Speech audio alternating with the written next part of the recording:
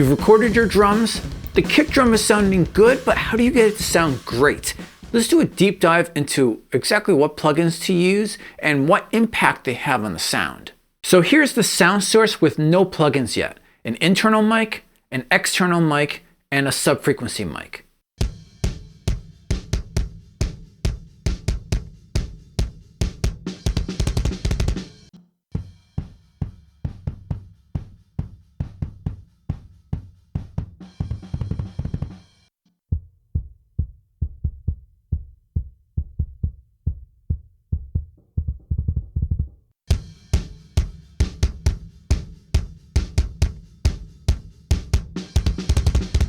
When adding my overheads and room mics, they combine to sound like this.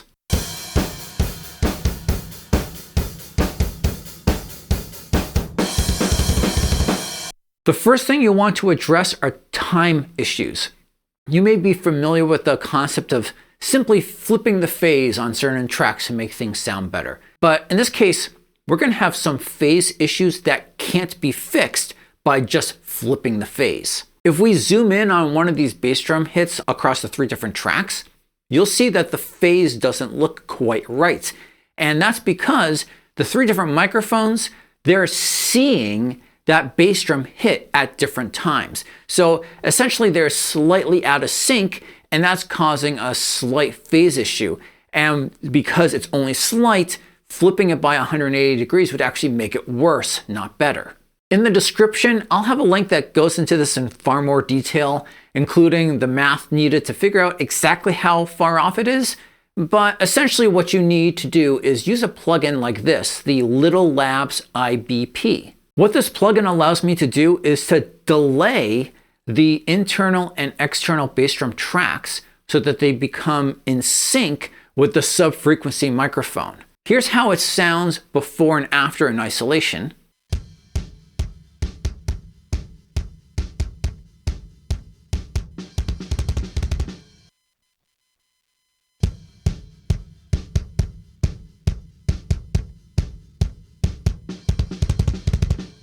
And before and after in the full mix.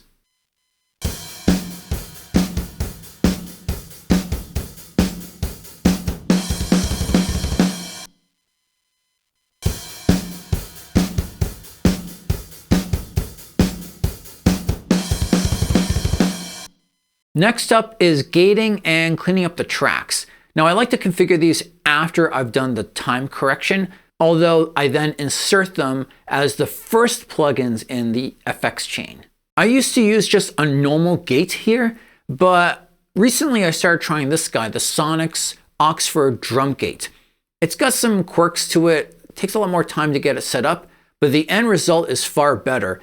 It's a much lighter touch, and you got a lot more control over the decay.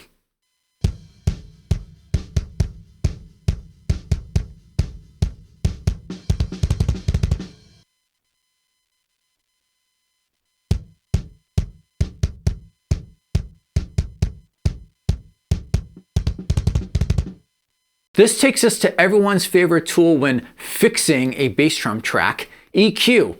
Be sure when you're recording to get the fullest sound you can when you're going into the computer, because EQ is only going to do so much for you. A proper recording will mean the difference between taking a fair recording and enhancing it to be good, or taking a good recording and enhancing it to be great.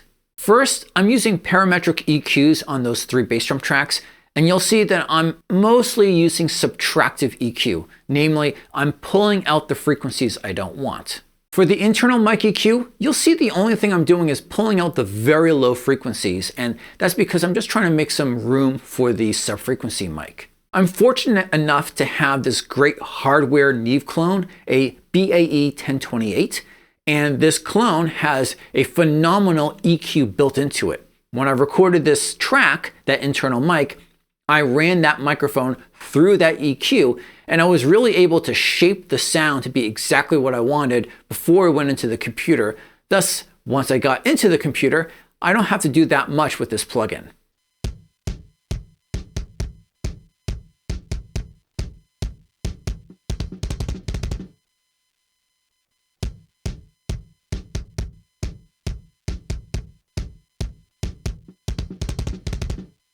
The external mic EQ, that did need a bit more work because I didn't have an outboard EQ to run that track through. Though I did make sure to spend some time on the mic placement to try to maximize the exact sound I wanted from that mic, namely how much punch I was getting. You'll see that I'm cutting out the very low frequencies. Again, I'm trying to make room for the subfrequency microphone. I'm boosting at 90 Hertz. What I did was I threw a frequency analyzer on the track, found where the punch was living, and I just pushed those up. And I'm also cutting at 300 Hertz. There was a sound around there that I just didn't care for, and I just threw another band on and I just hunted around with my ears until I found the frequency or the sound that I didn't care for, and then I just cut that out.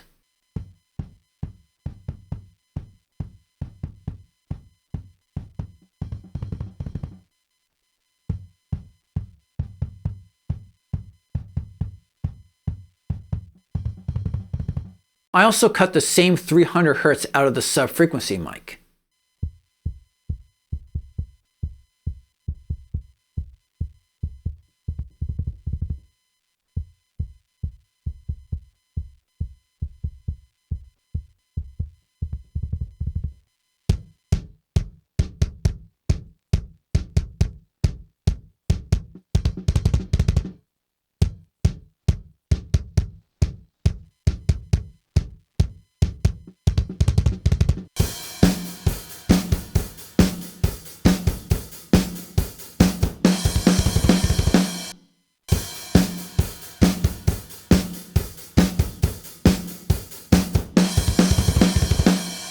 After this, it's round 2 for EQs. Pultec this time on the internal and external tracks. The sub-frequency track didn't need a Pultec. You'll notice I'm using some slightly different frequencies for the internal mic shown on top versus the external mic shown on the bottom. Remember that when you're miking different parts of the drum, the sound sources are going to sound different. They're going to emphasize different frequencies. So don't try to necessarily have your EQs push the same frequencies. Try to find the frequencies that that track is emphasizing and push that instead, even that means the EQ points are different.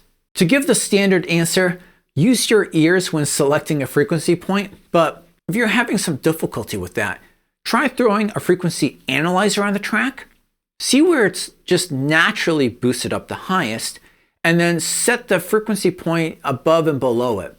Toggle between them until you find the one that sounds the best. And make sure you're selecting this in the full mix instead of in isolation. I also like to start with the boost and attenuation at maybe 5 while I'm trying to select that frequency. And then once I've found the frequency I want, I'll adjust the boost and attenuation to taste. You'll notice that I also didn't use the same boost and cut values between the two plugins. And that's because I'm really trying to emphasize the attack on the internal track and the punch on the external track.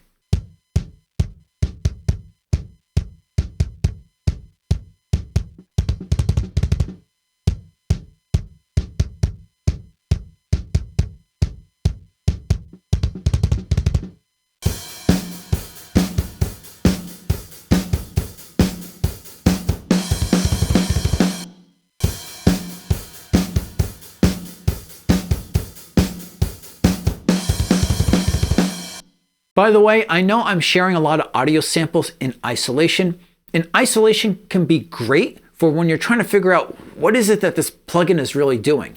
But as mentioned, always try to get back to the full mix as soon as you can. After these inline plugins, I also have 2 sends that I'm working with. The first send I'm working with is a parallel compression bus. Now, the internal and external mics, those were compressed heavily outboard before they got into the computer. So that's why there's no compression directly on those tracks. But I do find that sending those bass drum tracks through parallel compression, it really still helps to make them cut through a lot more in the mix, makes them punchier, gives it more energy in the mix. The sub-frequency mic though is not going through that bus.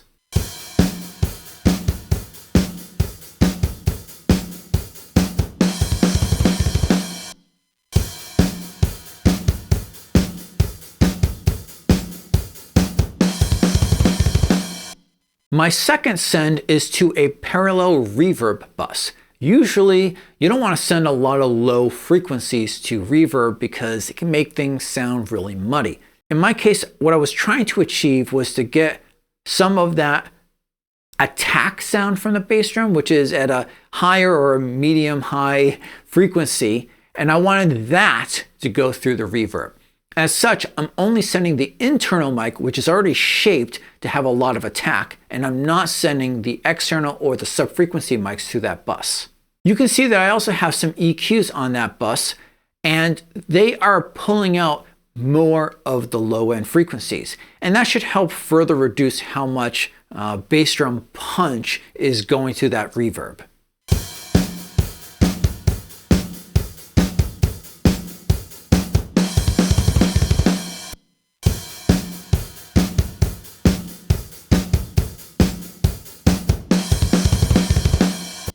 And there you have it, a fully fleshed out kick drum sound. Now, I did mention before that I was using a Neve clone, a BAE 1028, and I'm using that to get a really polished sound when tracking.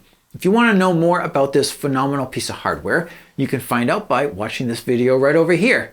And until next time, peace.